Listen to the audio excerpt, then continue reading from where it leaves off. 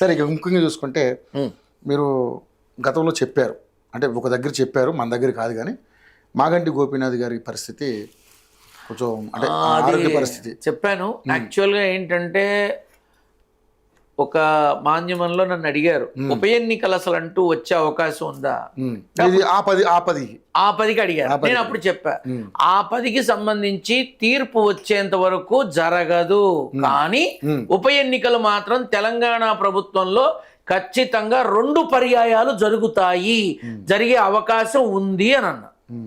అంటే పేర్లు ప్రస్తావించకూడదు, అది ధర్మ విరుద్ధం. అయితే నేను చెప్పా ఒక మాజీ శాసనసభ్యులు ఖచ్చితంగా స్వర్గస్థులు అవుతారు. ప్రస్తుతం శాసనసభ్యులుగా ఉన్న వాళ్ళలో తీవ్రమైన విధానంలో 3 అనారోగ్యానికి గురవుతారు. వారిలో కొంత కష్టం అనేది ఎక్కువ శాతం ఉంది, ఇబ్బంది సమయం ఉంది. వాళ్ళు జాగ్రత్తగా ప్రతిరోజు వాళ్ళ ఆరోగ్యాన్ని ఎంతో జాగ్రత్తగా చూసుకోవాలి. రాజకీయాలు పక్కన పెట్టి, ప్రభుత్వ కార్యక్రమాలు పక్కన పెట్టి వాళ్ళు జాగ్రత్తగా ఉండాలి, లేకపోతే ఇబ్బంది తప్పదు అని చెప్పా.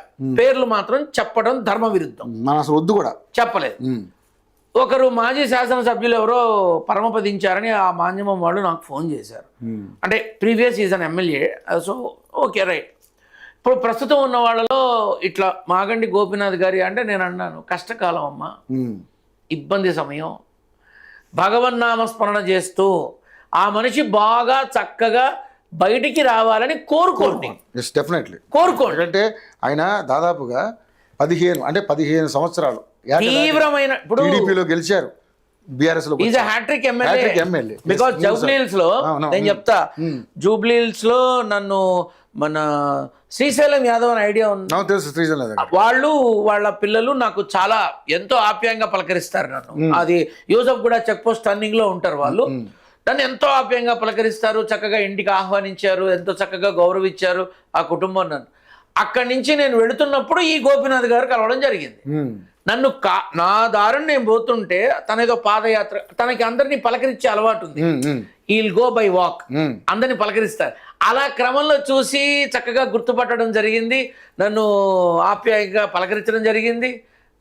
అప్పుడు నేను అన్నా, నాన్న జాగ్రత్త, నీ ఆరోగ్యాన్ని చూసుకో, కష్టపడుతున్నావు, ఇది ఎన్నికల సమయం కాదు కానీ కష్టపడుతున్నావు, కానీ ఆరోగ్యం నలతగా, నిజమే గురువు గారు కొంచెం ఆరోగ్యం నలతగా ఉంది అంటే నేను అదే అన్నా, దరిమిల 6 నుంచి 7 నెలలు నువ్వు ఎంత జాగ్రత్తగా ఉంటే అంత మంచిది నాన్న. ఇది ఎక్కడంటే కరెక్ట్గా యూసఫ్ కూడా చెక్ పోస్ట్ టర్నింగ్ దాటి టువర్డ్స్ బోరబండ వెళ్తున్నప్పుడు ఒక రోడ్డు ఉంటుంది కంప్లీట్, ఆ ఏరియా ఎక్కువ హీల్ పాస్ ఆన్, తనకి కావాల్సిన వాళ్ళంతా కూడా ఎక్కువ ఉంటారు ఆయనకి. సో అక్కడే జరిగింది ఇది. సో ఈవెన్ ఫొటోస్ కూడా వాళ్ళు తీశారు, వాళ్ళ దగ్గర ఉంటాయి కదా ప్రోటోకాల్ అన్నాక. అంటే జాగ్రత్త నాన్న, ఆరోగ్య సమస్య, నీకు సంబంధించినంత వరకు ఆర్గాన్స్ వల్ల కొంచెం ఎఫెక్ట్ అవుతావు, జాగ్రత్త అని చెప్పడం కూడా జరిగింది. ఇది ఎప్పుడో 5-6 నెలల క్రితమే జరిగింది. రీసెంట్గా నాకు విషయం చెప్పి ఇట్లా అనారోగ్యంగా ఉంది అంటేను మా జాగ్రత్త, రిస్క్ తీసుకోవద్దు, ఎంత జాగ్రత్తగా ఉంటే అంత మంచిదని చెప్పడము జరిగింది. నిన్న నాకు తెలిసింది ఆయన పరిస్థితి కొంచెం కష్టంగా ఉంది అని చెప్పారు. అదే వెంటిలేటర్ సంథింగ్, ఇంటెన్సివ్ కేర్ లో ఉన్నారు, వెంటిలేటర్ మీద ఉన్నారు అంటే చెప్పా. ఇబ్బంది సమయం అమ్మా, భగవంతుణ్ణి మనసారా ప్రార్థించండి, ఆ మనిషి తొందరగా కోలుకొని మళ్ళీ మనలో కలిసి, మనతో పాటు కలిసి చక్కగా ఉండే రోజు రావాలని మనస్ఫూర్తిగా కోరుతున్నాను. ఆశీర్వచనం నారసింహుడి బిడ్డగా చేస్తున్నాను, మీరు కూడా భగవంతుని వేడుకోండమ్మా అని చెప్పాను. అంతకుమించి నేనేం చేయలేనుగా, ఏమైనా చేయగలనా? మనం నిమిత్త మాత్రం కదా. ఇది చూసి కొంతమంది యాక్చువల్గా ఏంటంటే, అంటే మొదట్లో చెప్పినప్పుడు జాగ్రత్తగా ఉండండి రా నాయన అంటే, ఈడేమో దేవుడా, ఇటు దిగొచ్చాడా, ఇది తెలుసా అని అన్ననోళ్ళు నాకు ఫోన్లు నిన్న. అప్పుడు చెబితే ఏం నమ్మలేదు, అప్పుడేమో దొంగముండా కొడుక, ఇప్పుడేమో గురువు గారా, అందుకే అంటా నేను గురువుని కాదు, నారసింహుడి బిడ్డని అంతే, సీతమ్మ కొడుకుని అంతే.